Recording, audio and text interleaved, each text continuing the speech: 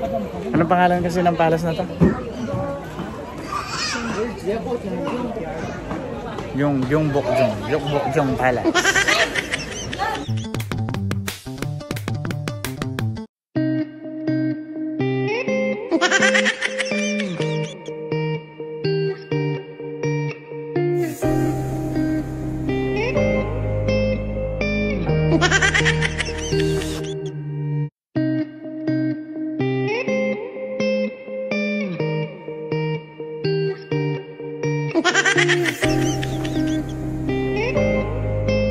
Hey guys, ayan dito sa loob ng Gyeongbokgung Palace. Pasensya na kayo, hirapan ako. Gyeongbokgung Palace. Ayan. Talagang nakahabok lahat. What? So ang renta nitong habok na to, umaabot siya ng from 35,000 to 50,000 won. Ayan. Then lahat ng mga nakikita nyo, ayan,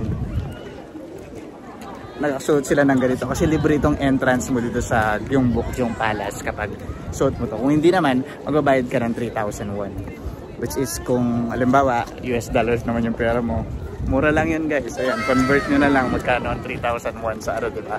Sa US dollars. And ito malapitan, makikita nyo, ayan o. Ayan yung palace. Actually marami yan, meron pa dun sa kabila. May ano pa doon, pwede kang magpapicture sa guard. Ayan. Then pwede kang magsuot na kahit na anong gusto mo. Ako ito na lang yung napili ko. Actually hindi ko to pinili. Sinadjust lang.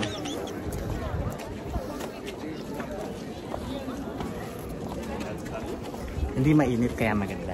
Ayan. So, kasi naman, iba-ibang lahi sa iba-ibang culture nandito. Pero mostly Korean. O, diba? Ayos ba? Anong tingin nyo sa suot ko guys? Ito mas malapit. Oh, diba? Hi guys, nakita na ba kayo ng prinsipeng tumatawid sa daan ng Korea? Ayan, ganito maglakad ang mga prinsipe sa South Korea.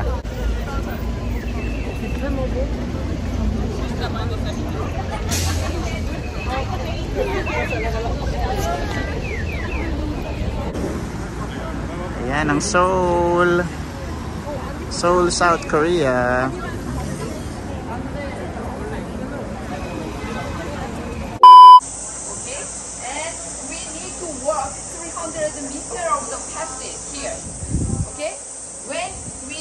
Down, there is no problem, but when you go up, is 11 the degrees angle, so you feel like climbing. Clear right here. Come on guys. Before this whole split happened, when was that? And the tower right here. 1950. To the left. Oh. Okay. Yeah. So, wow. Behind that, there's the JSA. Check that out. Is there a building that's blown up?